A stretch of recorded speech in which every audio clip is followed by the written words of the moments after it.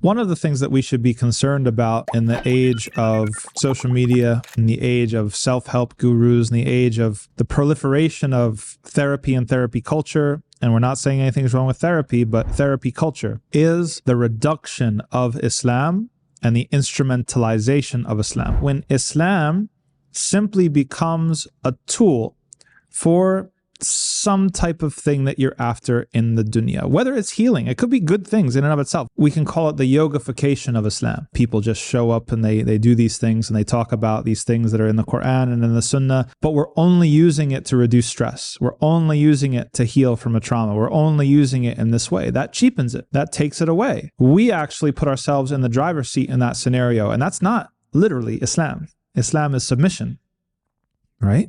Which means that you are allowing Islam to transform yourself. That's the difference. That Islam, genuine Islam, is that you are going to change. You're not going to be the same person. You're one person right now with your comforts, with your needs, with your addictions, with your hurt, with your pain, with your experiences. If you're only trying to use Islam and stay the same person, just being a little bit less stressed or something of that nature, then perhaps you are instrumentalizing Islam in this way. Rather, Allah subhanahu wa ta'ala said that everybody has to enter Islam kafa, according to one interpretation, with their whole selves. Or as Allah subhanahu wa ta'ala said, when it came to my life and my death, or my living and my dying, it's all for Allah subhanahu wa ta'ala. So be careful. Everybody has to understand, especially in today's culture where we are skewed towards emphasizing Allah subhanahu wa ta'ala's mercy. And some of that has a historical common sense reason, because there were other people, perhaps the previous generation, perhaps the place that we're living, that overemphasized Allah's wrath.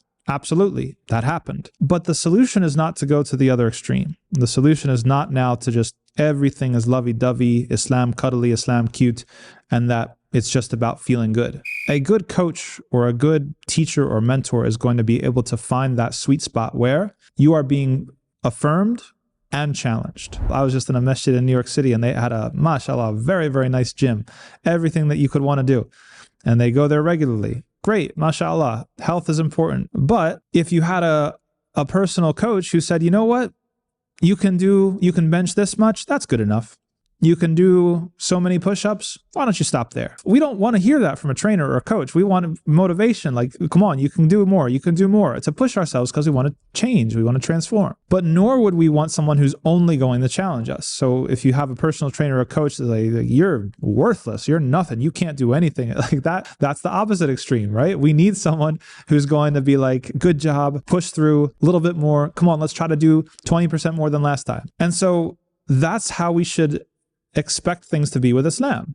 Islam is not going to tell you that you are fine. Everything that you're doing right now and everything that you think about everything and everything that you feel is completely valid and fine. No, it's not going to. It's going to challenge you. Like, you might feel a certain way about this, but you're wrong. That you have to submit yourself to what Allah subhanahu wa ta'ala wants. But then it's not going to be like that for everything. There's going to be things that align with who you were or who you are or your, whatever, your history, your experience. There's going to be other things where it departs. That's exactly the work to do. The work to do, it's a dirty word in today's society, is conform. Islam is about conformity. Yes, it is. It's about conforming yourself to what Allah subhanahu wa ta'ala wants. That's the meaning of Islam.